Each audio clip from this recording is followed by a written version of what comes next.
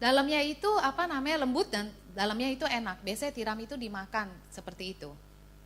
So nice, softy. Dan itu enak dan lembut. And if you take that one out, then you let go. You just flow, wow, so nice. Dan itu maksudnya enggak ada tulangnya sama sekali. Jadi kemanapun saudara mau arahkan, ikut saja. But if you cover up yourself, Tetapi jika saudara menutup diri saudara, can you imagine God created you to be so nice and so soft? dan saudara bisa bayangkan sebetulnya manusia itu, roh jiwa kita itu sama seperti tiram tersebut. Sangat lembut. He created you to be so soft and nice. Yaitu di mana ciptaan Tuhan kita itu sebetulnya seharusnya lembut, di mana Tuhan menciptakan kita. Even though He gave you a nice shell to protect, imagine how much of ugly things came on top. Dan meskipun yaitu ada cangkangnya, kalau saudara lihat cangkang daripada tiram itu jelek banget karena begitu banyak binatang lain yang membangun di atasnya, jadi sambil tebal terus ada lumutnya dan segala sesuatunya. If you don't open up to God, those things are hindering you from moving in the Spirit. Jadi dengan jelas sekali jika saudara tidak dapat membukakan kehidupan saudara, diri saudara kepada pekerjaan Tuhan dalam kehidupanmu, dan segala sesuatu kekerasannya itu akan menghalangi kehidupan saudara justru. Now, is Elijah, this widow needed Elijah to come to her. Dan yaitu kita lihat di sini, dalam satu sisi yaitu janda ini perlu Elia juga datang dalam kehidupan dia. As much as Elijah also needed her. Yaitu sebesar Elia juga membutuhkan janda ini. Can you understand? Bisa saudara ikuti. The widow needed a breakthrough, Elijah needed the food. Janda ini perlu terobosan, Elia itu perlu makanannya. Remember, I said to you, he need to be restored first, then he can go. Ingat sebelumnya dikatakan, yaitu Elia perlu dipulihkan terlebih dahulu, yaitu tepi sungai Kerit, sebelum dia pergi kepada janda ini. Elijah needed to find his purpose. His purpose is to find a woman. Dan Elia perlu yaitu tahu apa tujuan Tuhan dalam kehidupan dia, dan tujuannya ialah untuk bisa bertemu dengan janda ini. And the purpose sustain him. Dan tujuan daripada Tuhan itu akhirnya dapat menghidupkan Elia selama musim kekeringan. But it only happened when he arrived there. Dan hal itu hanya terjadi waktu Elia sampai di sana atau di tempat janda ini. Means learning to go into the Spirit, staying where God wants you to stay, going into the place that God wants you to go, enter into the realm of the Spirit. Sekali lagi yaitu untuk saudara bergerak di dalam alam roh, tinggal di dalam roh Tuhan, mengikuti apa tujuan Tuhan untuk sampai ke tempat di mana roh Tuhan itu telah tunjukkan saudara untuk berada di tempat itu. Are you wondering this morning, do not know what God wants you to do today? Dan umpamanya seperti siang hari ini, apakah ada beberapa dari saudara yang bertanya-tanya, saudara sebetulnya nggak tahu apa sebetulnya roh Tuhan mau untuk saudara lakukan. I know you pray. Saya tahu saudara berdoa. But are you wondering what God want me to do today? Tetapi banyak juga dari saudara bertanya-tanya, sebetulnya apa sih yang Tuhan mau dalam kehidupan saya? The voice of the Lord is speaking to you to go there. Ya, itu sangat jelas sekali bahwa roh Tuhan itu menyuruh saudara pergi ke tempat di sananya Tuhan. You need to seek Him to go there. Dan saudara, yaitu bagian kita terlebih dahulu untuk mencari Tuhan terlebih dahulu, untuk kita tahu bagaimana untuk pergi ke sana. It's a place also of ministering to the needs of others. Perkataan sana juga artinya sebuah tempat di mana kita melayani kebutuhan orang lain. It also means in a place of stepping out in faith. Perkataan sana juga artinya yaitu gimana kita melangkah keluar dengan iman. It also means it's a place of consecration and dependence on God. Perkataan sana di mana kita dipisahkan atau dikuduskan dan bergantung sepenuhnya kepada Tuhan. And what is the place? It's there. Dan sekali lagi, apakah tempatnya itu? Yang seperti tanda kutip dikatakan di sana. Sometimes you should be able to understand, because you go for holiday, you go for vacation, You go there. But do you go there in the presence of God? Yaitu saya rasa nggak asing lagi nih bagi saudara-saudara. Yaitu kita liburan, kita pergi ke beberapa tempat dan kita selalu mengatakan, oh kita ke sana yuk, kita ke sana yuk. Dan pertanyaannya ialah, apakah kita sudah berada di sana atau pergi ke sana yang sebagaimana Tuhan inginkan? You know, out there there's so many things that will entice you, but you need to know where God wants you to be. Yaitu memang benar perkataan di luar di sana dalam dunia ini begitu banyak tempat-tempat yang menggiurkan saudara. Tetapi apakah saudara melakukan, yaitu pergi ke tempat di sana seperti yang Tuhan inginkan. That's why those are the physical. I'm talking about spiritual. Dari sebab itu yang di sana di luar dalam dunia ini adalah hal yang jasmani. Tapi apa yang dibicarakan adalah hal yang rohani. Now turn to the book of 2 Corinthians chapter 3 verse 17 now. Dan kita lihat di dalam 2 Korintus 3 ayat 17. I will show you what the Lord is saying accordingly. Saya akan perlihatkan melalui firman apa yang Tuhan bicarakan. The Bible says here in 2 Corinthians chapter 3 verse 17, now the Lord is the Spirit, and where the Spirit of the Lord is, there is freedom. Di dalam 2 Korintus 3 ayat 17 kita baca, sebab Tuhan adalah roh, dan di mana ada roh Allah, di situ ada kemerdekaan. This last one I give you is there is a place of purpose, right?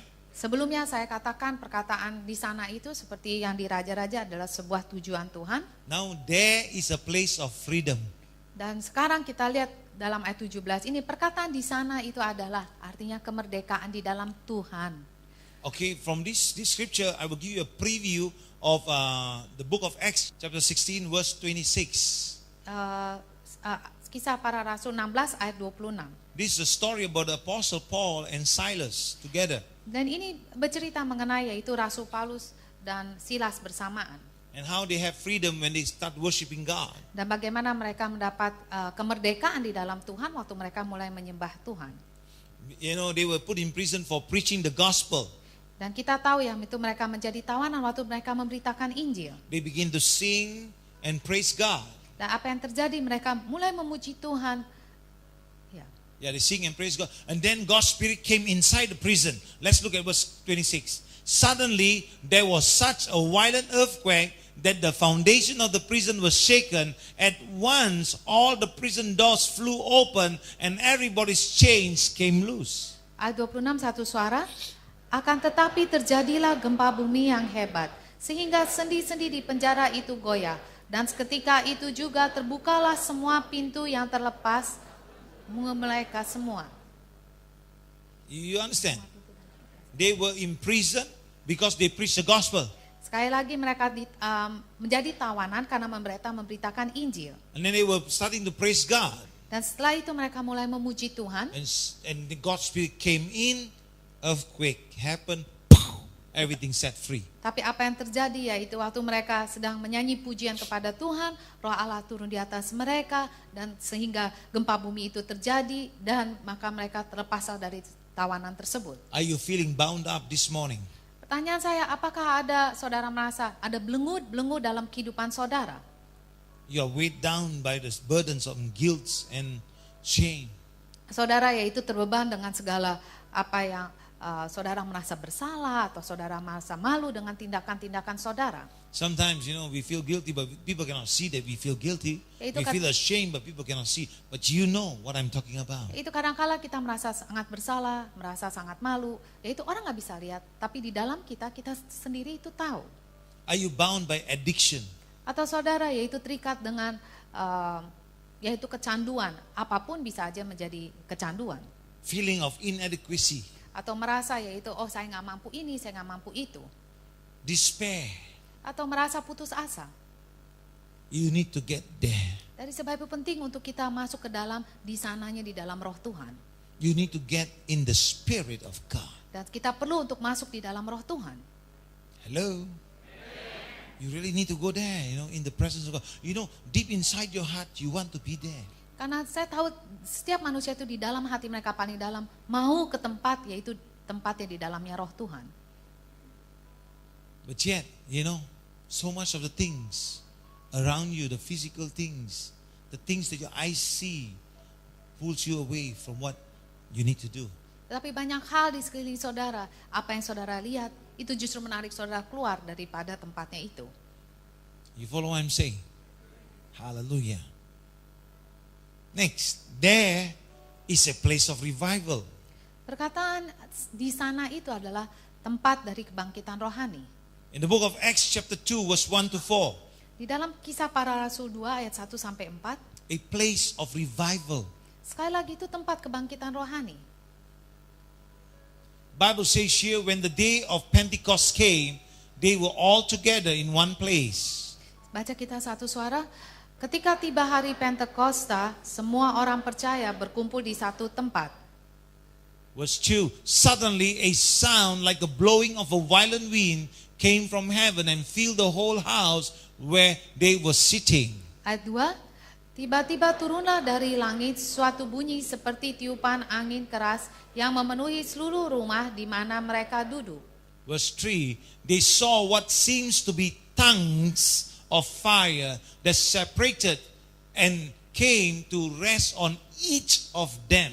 Ayat 3, dan tampaklah kepada mereka lidah-lidah seperti nyala api yang bertebaran dan hingga pada mereka masing-masing. Verse 4, all of them were filled with the Holy Spirit and began to speak in other tongues as the Spirit enabled them.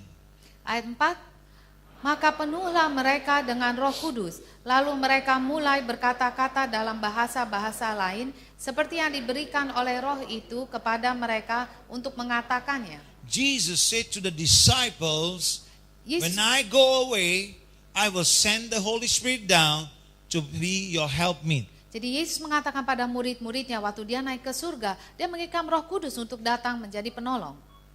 Hello church, do you know the Bible says that? Saudara tahu itu yang tertulis Hallelujah, dalam praise Alkitab. God. And then he said, don't go out until you receive the Holy Spirit. Setelah itu Yesus mengatakan jangan keluar dari tempat itu sampai mereka menerima Roh Kudus. Wait Yaitu until the Holy menantikan Spirit come. sampai Roh Kudus itu datang. Don't take action until God shows you the direction. Jangan bertindak sampai Tuhan sendiri memberikan kepada saudara arahannya. I know some of you will say, but Pastor, how can we do that?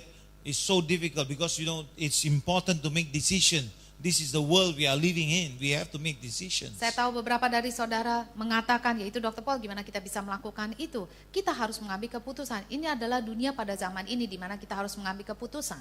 Do you remember the story about Saul? Saudara tahu cerita mengenai Saul? Saul was sitting and waiting for Samuel to come to bring the sacrifices to God. Saul yaitu menanti Samuel untuk datang supaya mereka bisa memberikan korban bakaran kepada Tuhan. At this day and at this time I will come. Itu Samuel mengatakan pada hari ini, pada waktu ini dia akan datang. Do you know he did not come? Dan apakah At the time? saudara On tahu the day? yaitu bahwa Samuel itu tidak datang seperti yang dikatakan. Hey, but I got to make a decision, man. Come on, how come you are late? Saul mengatakan, yaitu saya harus mengambil keputusan, kenapa kamu hai hamba Tuhan datangnya terlambat? My people are running away Dan saya lihat rakyat saya mulai berpencar out of fear. karena mereka ketakutan. Situation is getting worse. Artinya situasinya bertambah buruk.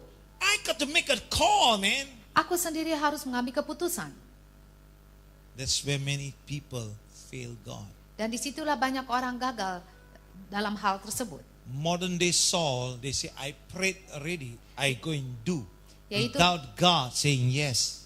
Pada zaman ini, modernnya Saul, mereka mengatakan, oh saya sudah berdoa sama Tuhan, yaitu dari sebab itu saya akan melangkah tanpa Tuhan mengatakan iya terlebih dahulu. By the way, Saul, if you lose logic, he didn't do anything wrong. Dan kalau secara logika kita, yaitu pikiran sehat, Saul tidak melakukan kesalahan. He was concerned for his people. Yaitu nomor di dalam lihat di sisi bahwa dia peduli dengan apa yang rakyatnya lewati pada saat itu. He was concerned that his soldiers are running away. Dia peduli yaitu kalau rakyat yaitu sampai berserakan lari kemana-mana. And so he said, okay, now I burn the burnt offering, I sacrifice to God. Dari sebab itu Saul mengambil keputusan gak apa-apa, dia aja yang mengambil sebagai korban bakaran tersebut. It was not his call. Tetapi itu bukanlah panggilan Tuhan dalam kehidupan dia. He was not supposed to be there. Artinya dia seharusnya tidak melakukan itu atau seharusnya tidak berada di sana.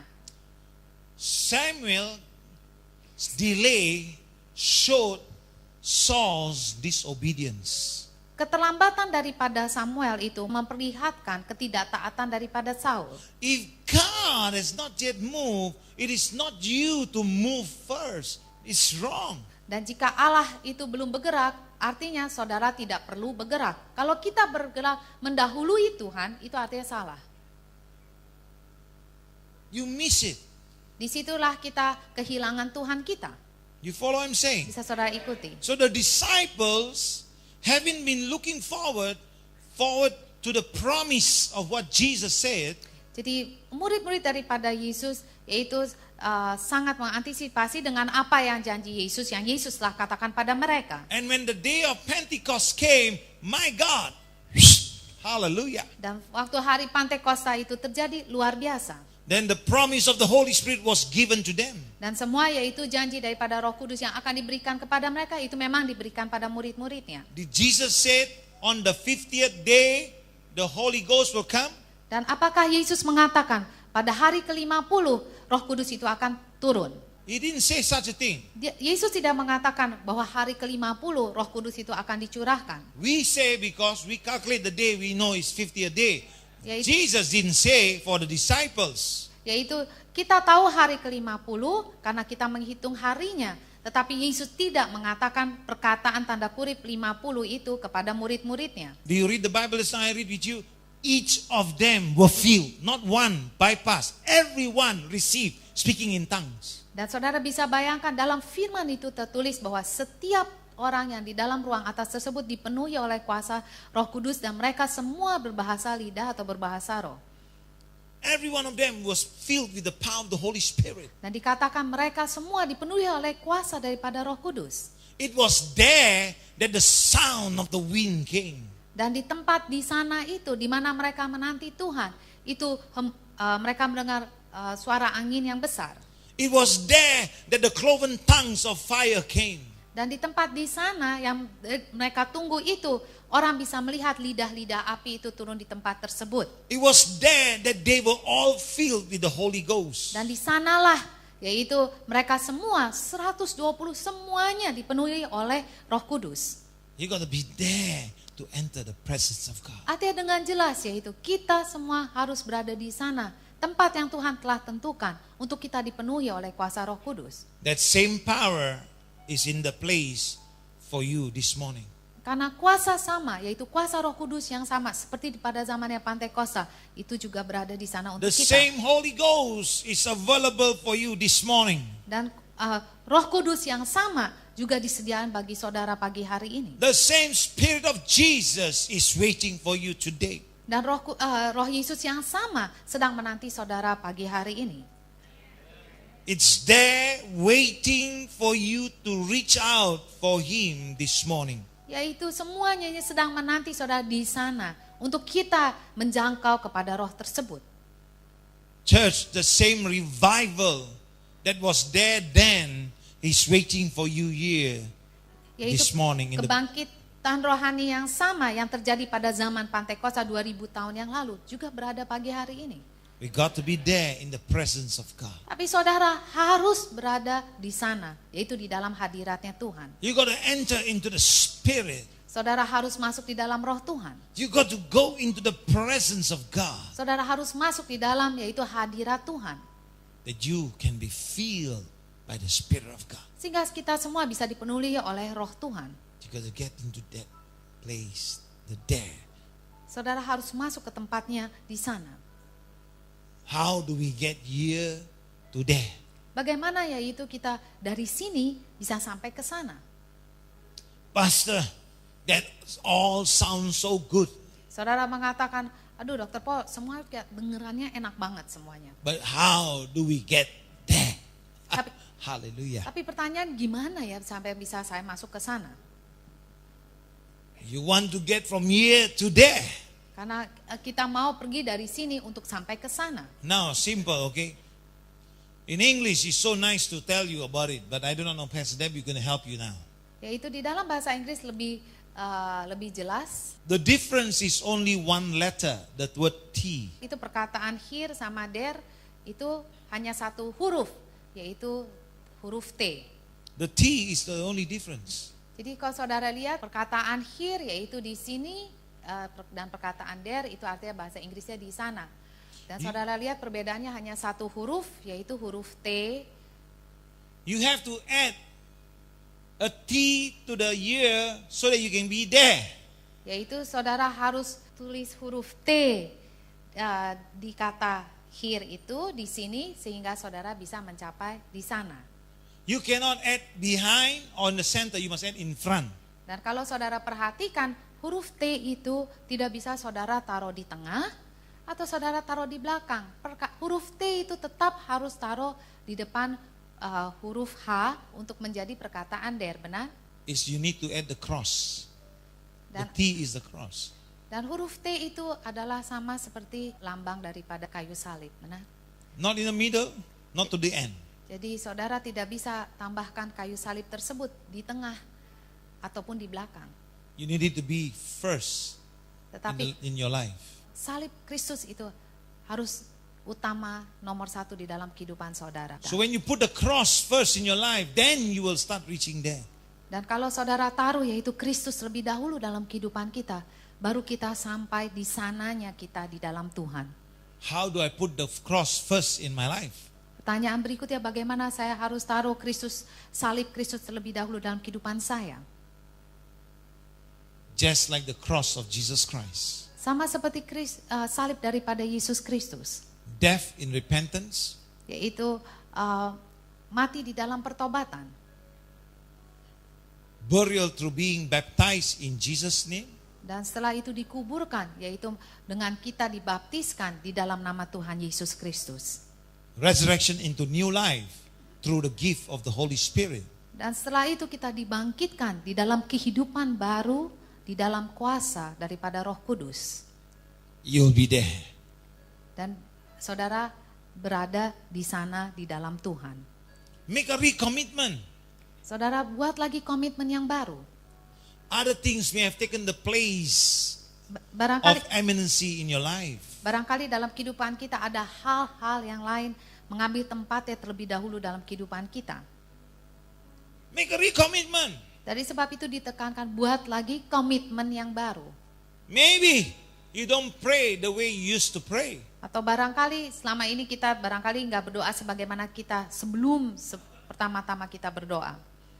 Maybe you don't fast the way you used to fast. Atau kita tidak puasa lagi seperti dulu-dulu kita puasa. Maybe you don't tithe or give offering the way you used to give. Atau kita tidak lagi memberi pemberian pada Tuhan atau perpuluhan seperti dulu-dulu kita dengan setia melakukannya. But you can get there by making the recommitment. Tetapi kita bisa sampai ke tempat dalam tanda kutip di sananya Tuhan dengan kita buat lagi komitmen yang baru sungguh-sungguh pada Tuhan. Genesis 35 verse 1. Di dalam kitab Kejadian 35 ayat yang pertama. And God said unto Jacob, Arise, go up to Bethel, and dwell there, and make there an altar unto God. Di dalam Kejadian 35 ayat 1, kita baca satu suara. Allah berfirman kepada Yakub, bersiaplah, pergilah ke Betel. Tinggallah di situ dan buatlah di situ mezbah bagi Allah yang telah menampakkan diri kepadamu ketika engkau lari dari Esau kakakmu. Hallelujah.